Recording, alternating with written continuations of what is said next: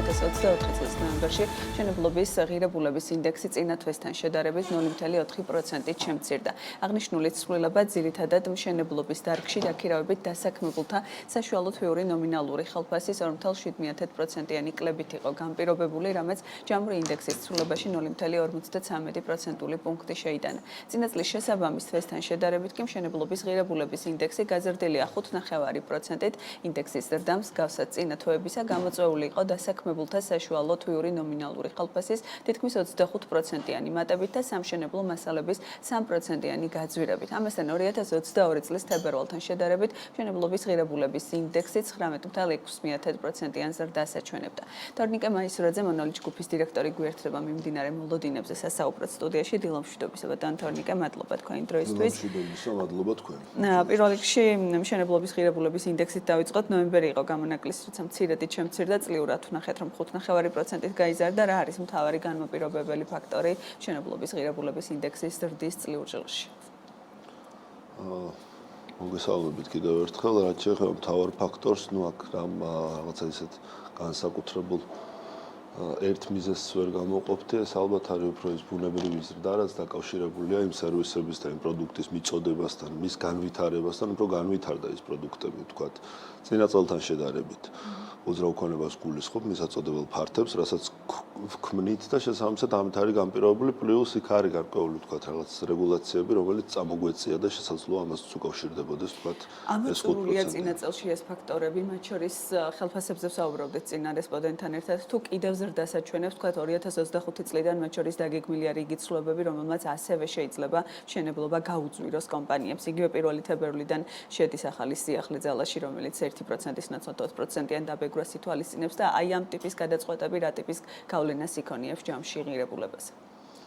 რაც შეეხება იმ ახალ რეგულაციას, რომელიც ეხება მცირე მეწარმეებს და მათ, ვთქვათ, მათზე არსებული შეღავათების გაუქმებას იმ ნაწილში, რაც, ვთქვათ, მოიცავს სამშენებლო ბიზნესს და სამშენებლო ვთქვათ, საკითხებს, ეს ცალსახად გამოიწვევს გაძვირებას. ამიტომ აქ არც ერთულად არის საქმე პროგნოზების თვალსაზრისით, შეგვიძლია ვივარაუდოთ, რომ ეს ცალსახად გამოიწვევს გაძვირებას, მნიშვნელოვან გაძვირებას უძრავი ქონების საბოლოო პროდუქტის.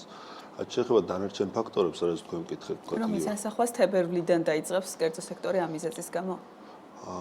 პრინციპში იანვრიდან დაიწყებს, ალბათ მე ვფიქრობ, ხო, თებერვლის დასაწყისიდან, იმიტომ რომ ეს ისეთი მყისიერი ზრდაა, რომელიც პირდაპირ აისახება, ვთქვათ, ღირებულებაზე, ეს არ არის იმ ტიპის ცვლილება, რომელიც, ვთქვათ, თავს იჩენს, ვთქვათ, ხო, გადანაწილებულია, ვთქვათ, ერთი კვარტლის ან ერთი წლის შემდეგ, იმიტომ რომ ეს პირდაპირ ეხება ანგარის სწორებას, ვთქვათ, და ამიტომ პირდაპირ აისახება ღირებულებაზე. რაც შეეხება ხელფასების ნაწილში, აქაც დაგეგმილია, ვთქვათ, ის იგივე გეგმიური, ვთქვათ, ზრდა, რაც საჭიროა იმისთვის, რომ ერთი მხრივ, ვთქვათ, ის გარკვეული დეფიციტი აღმოფხრათ და შევაჩეროთ ამის განვითარება, რაც არსებობს შრომით ბაზარზე, განსაკუთრებით მაღალკვალიფიციური კადრების ეხება ეს პრობლემა და ეს დეფიციტი და, ვთქვათ, ასევე, ვთქვათ, ის გეგმიური საკითხები, რაც დაკავშირებულია, როგორც გითხარით, ზოგადად ბიზნესს და სფეროს განვითარებასთან. ამიტომ მე ვფიქრობ, რომ უძრავ ქონებაზე ფასი გაიზრდება ნებისმიერ შემთხვევაში, ეს იქნება, მე ვფიქრობ, ალბათ პირველ კვარტალში დაახლოებით 5%-ის ფარგლებში.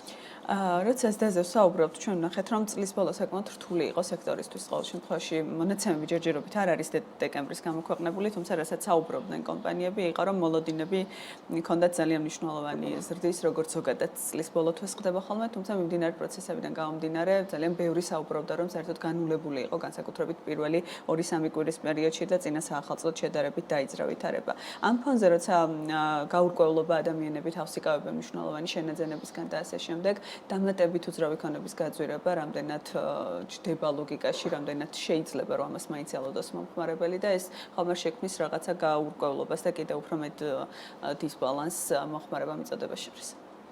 ხო, ეს ესეთ მუდმივი კითხვა, რომელიც გაწუხებს და ზოგადად აქტუალურია ჩვენ შემთხვევაში.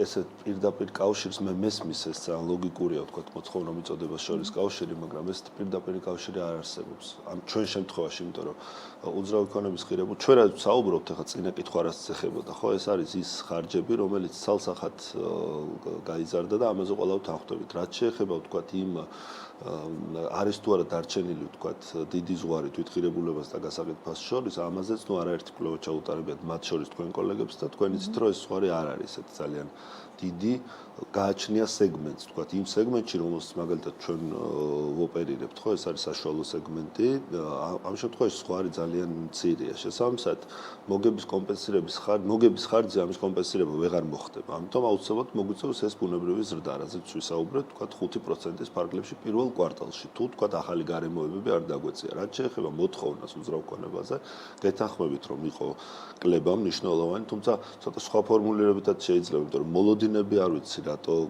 შეიძლება და ყოფილიყო თქვა განსაკუთრებული იმ მოვლენების ფონზე, რაც ხდებოდა ქვეყანაში. მოლოდინები იყო ძალიან ცუდი და ამ მოლოდინების ფონზე თქვა ვერ ვიტყოდი რომ განულდა უძრავი ქონების ბაზარი, თუმცა იყო მნიშვნელოვანი კლება. თუმცა შეინიშნება ესეთი კარგი იმპულსები თქვა წლის ბოლოსთვის, ამას ალბათ როდესაც გამოქვეყნდება ეს კვლევითი ორგანიზაციების მონაცემები, შემდეგ უფრო თვალსაჩინო იქნება. ჩვენი კომპანიის შემთხვევაში შემიძლია გითხრათ, რომ ესეთი მოლოდინების ფონზე არ იყო ცუდი დასასრული წლის. თუმცა ეს მოლოდინები იყო თავის მხრივ ძალიან ცუდი, იმიტომ რომ მოგეხსენებათ, რომ ესეთი მოვლენები ვითარდებოდა ქვეყანაში, თქვა ჯერ იყო ეს არჩევნები და შემდეგ მასზე მიმული ეს პროცესები.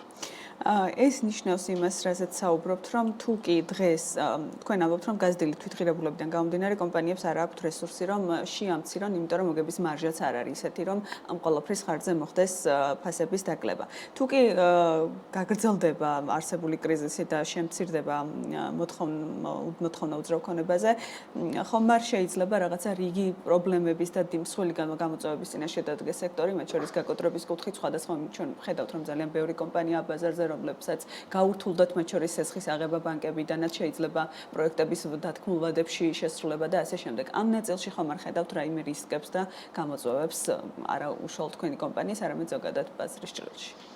თუ მეკითხებით ახლო მომავალში მე ამ რისკებს ვერ ვხედავ, იგულისხმება თქვა აი მიმდინარე ახალი წლის 2025 წლის პირველ კვარტალში მე ამ რისკებს ვერ ვხედავ, ეს პირდაპირ არის დამოკიდებული თქვა იმ სიტუაციაზე, რაც გვექნება თქვა ქვეყანაში.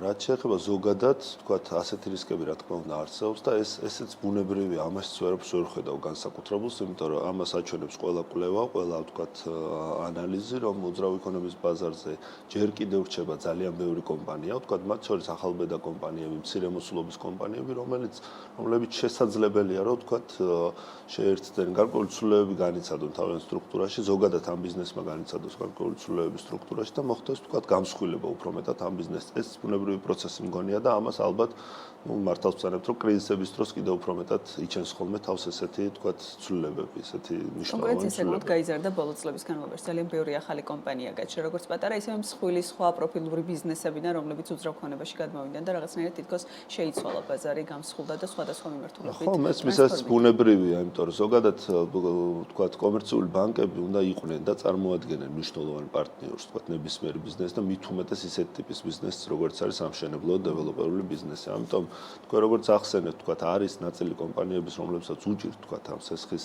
აღება და უჭირთ თქვა არა იმის გამო, რომ ბანკების პოლიტიკაა მხოლოდ ესეთი, არამედ იმის გამო, რომ თქვა ვერ ერგებიან იმ რაღაცა გარკვეულ რეგულაციებს და მონაცემებს და ამიტომ ეს ბუნებრივად გამოიწვევს ხვალდაზე თქვა გარკვეულ გამსხვილებას შიგნით თქვა ამ სამშენებლო ბიზნესში.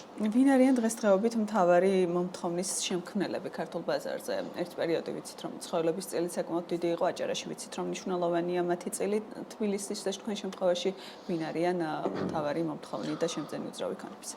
თბილისის შემთხვევაში ესენი არიან საქართველოს მოქალაქეები, ან ქართველები, ძირითადი მოთხოვნა არის ეს, თქვა ოჯახების დაყოფის ხარჯზე და გარკვეული დემოგრაფიული ცვლილებების ხარჯზე ძირითადი მოთხოვნა არის ეს ახალშექმნილი ოჯახების მხრიდან თქვა ხდება უძრავი ქონების შეძენა. ასევე გააქტიურდა თქვა უცხოელების თქვა არარეზიდენტების ნაწილზე რო ვისაუბროთ, ძალიან გააქტიურებულია ისრაელის მიმართულება, განსხვავებით თქვა წინა წლებისგან, იმიტომ რომ თვალსაჩინოა ძალიან მათი აქტიურობა ჩვენ ბაზარზე. აი ძირითადად ეს არის ესეთი განსაკუთრებული ცვლილება, რისგანაც შედგება თქვა უძრავი ქონების ბაზარი. საინვესტიციო მიმართულებით რამდენად ბევრი ყიდულობს და მიმდინარე პროცესებმა ხო არ შეაჩერა ამ ნაწილში მოთხოვნა? აიცით რა, საინვესტიციო მიმართულებით ყიდულობენ ზუსტად როგორც გითხარით, თქვა ძირითადად ისრაელის მოქალაქეები ჩვენ შემთხვევაში და ზოგადად თბილისის შემთხვევაში და ვერ ვიტყვი რომ მნიშვნელოვნად იმოქმედა, კიდევ ერთხელ ვიძახი ბევრად თუ არის იყო მოლოდინები და მანუელი ჯგუფისთვის როგორი იყო 2024 წელი ჯამში თუ შევაჯამებთ 12 თვეს რა მაჩვენებლებზე გახვედით და მოლოდინებს დაემთხვა თუ არა? პრინციპში წელი იყო პოზიტიური, რაც შეეხება მოლოდინებს დაიმთხვა და წარმატებით შევასრულეთ, თქვა ის დასახული ამოცანები, რაც ჰქონდა წლის დასაწყისში და შესაბამისად, პრინციპში პოზიტიურად ვაფასებთ 2024 წელს. 2025-ში გეგმავთ თუ არა ახალი ინვესტიციების განხორციელებას, რამდენად არის ხელსაყრელი გარემო ბიზნესისთვის ახალი პროექტების დაწყების, იმ ყველაფრის გათვალისწინებით რა რეალობაშიც ვიმყოფებით? ხო, ჩვენი ანალიზის საფუძველზე ვთქვათ, მივედით იმ დასკვნამდე, რომ განვახორციელებთ ახალ ინვესტიციებს, ეს იქნება ისევ თბილისის მასშტაბით ახალი პროექტი, ერთი რომელიც გადაწყვეტილია დედიღომში და ინვესტიცია იქნება დაახლოებით ალბათ $20 მილიონი.